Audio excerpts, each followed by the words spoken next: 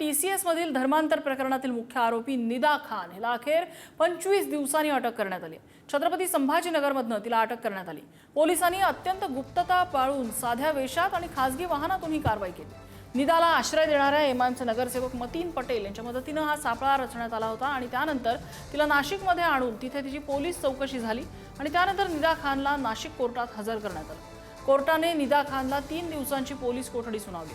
छत्रपती संभाजीनगर ते नाशिक असा हा दिवसभरातल्या घडामोडींचा महत्त्वाचा टप्पा होता आणि याच संदर्भात 2 ठिकाणाहून अधिक माहिती देण्यासाठी आपले प्रतिनिधी आपल्यासोबत आहेत।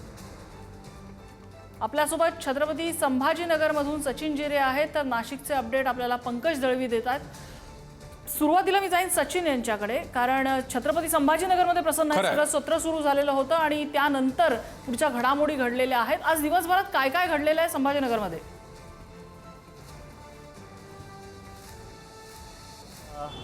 आज दिवसभरातला जर आपण विचार केला तर आज सकाळी जेव्हा काल रात्री ही जी कारवाई झाली होती, कारवाईनंतर निदाला इथून छत्रपती संभाजीनगर येथील नारेगावमधून नाशिक आणि संभाजीनगर पोलिसांनी संयुक्त कारवाई करत तिला ताब्यात घेतलं होतं। त्यानंतर तिला न्यायालयासमोर हजर करून तिला नाशिकमध्ये घेऊन जाणार। त्यानंतर हे संपूर्ण जेव्हा या प्रकरणाचा तपास पुढे गेला तेव्हा एमआयएमचा नगरसेवक मतीन पटेल याचं नाव समोर आलं। मतीन पटेलनेच तिला इथं आश्रय दिला होता आणि त्या घरामध्ये तिला ठेवलं होतं हे स्पष्ट झालं। त्यानंतर मतीन पटेलला देखील सहआरोपी या प्रकरणामध्ये करण्यात आलेला आहे।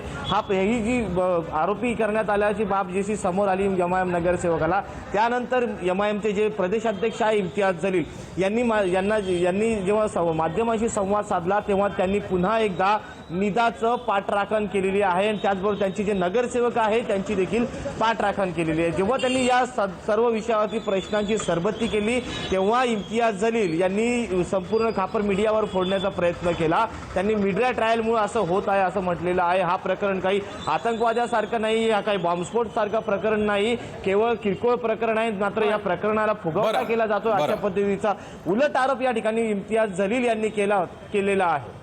त्यानंतर आता हा नाव समोर आले, त्यानंतर पोलिसांनी इम्तियाज जलील यांच्या घरी जाऊन त्यांच्याशी देखील चर्चा केलेली आहे। त्यामुळे कुठेतरी इम्तियाज जलील यांचंही नाव याच्यात येतो की काय, अशा चर्चा ज्या आहे संपूर्ण संभाजीनगरसह मराठवाडा। आपण बघूया काय होतं संभाजीनगरमध्ये। दरम्यान नाशिकमध्ये आज मोठ्या प्रमाणात ड्रामा चालला होता, मोठ्या प्रमाणात सगळ्या गोष्टी सगळ्यांचं लक्ष या एकाच घटनेकडे होतं। पंकज आपल्याला अधिक माहिती देत आहेत। पंकज, आज नाशिकमध्ये दिवसभरात काय घडलं?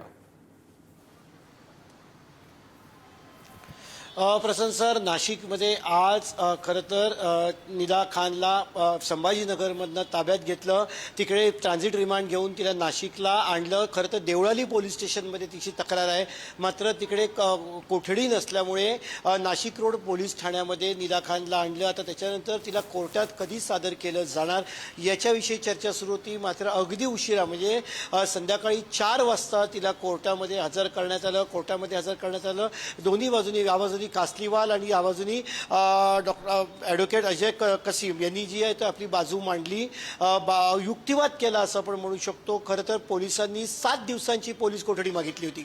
याचे धागेदोरे काय आहेत, संभाजीनगर कनेक्शन काय आहे, हा नेक्सेस काय आहे, किंवा कशा पद्धतीनं संघटित पद्धतीने केलं गेलंय का, या सगळ्याचा तपास करण्यासाठी पोलिसांनी पोलीस कोठडी 7 दिवसाची मागितली होती।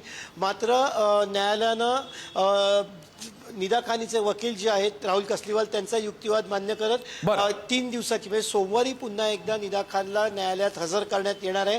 दिल्ली दरम्यान तिची चाचणी करण्यात आली, तिच्या वकिलांनी एक पत्र दिलेलं, त्यात ती गरोदर असल्याचं म्हटलं, 2 महिन्याची ती गरोदर आहे। त्यामुळे पोलीस हा विषय अतिशय संवेदनशीलपणे आणि काळजी खरंय। अर्थात पंकज, सगळाच विषय संवेदनशील आहे, त्यामध्ये आरोपीची असणारी सध्याची प्रकृती पाहता आता पोलिसांसमोर आव्हान मोठं आहे। धन्यवाद तुम्हा दोघांचे, सचिन आणि पंकज, दिलेल्या माहितीबद्दल। दरम्यान छत्रपती संभाजीनगरमधून आरोपी निदा खान आज ताब्यात घेण्यात आली, तिला नंतर नाशिकला पाठवण्यात आलं। नाशिकमध्ये आता तिच्याबरोबर पोलीस चौकशी करतायत। दरम्यान निदा खान ही 2 महिन्याची गरोदर असल्यामुळे पोलिसांसमोर सुद्धा या सगळ्या न्यायिक प्रक्रियेला राबवताना विशेष काळजी घ्यावी लागणार आहे। आणि नाशिक TCS धर्मांतर आणि लैंगिक अत्याचार प्रकरणात आरोपी निदा खान 2 महिन्यांची गर्भवती असल्याची माहिती समोर येते। पोलिसांनी ताब्यात घेतल्यानंतर निदा खानची मेडिकल टेस्ट झाली। निदा खानची युरिन प्रेग्नन्सी टेस्ट केल्याची माहिती सूत्रांकडून मिळते।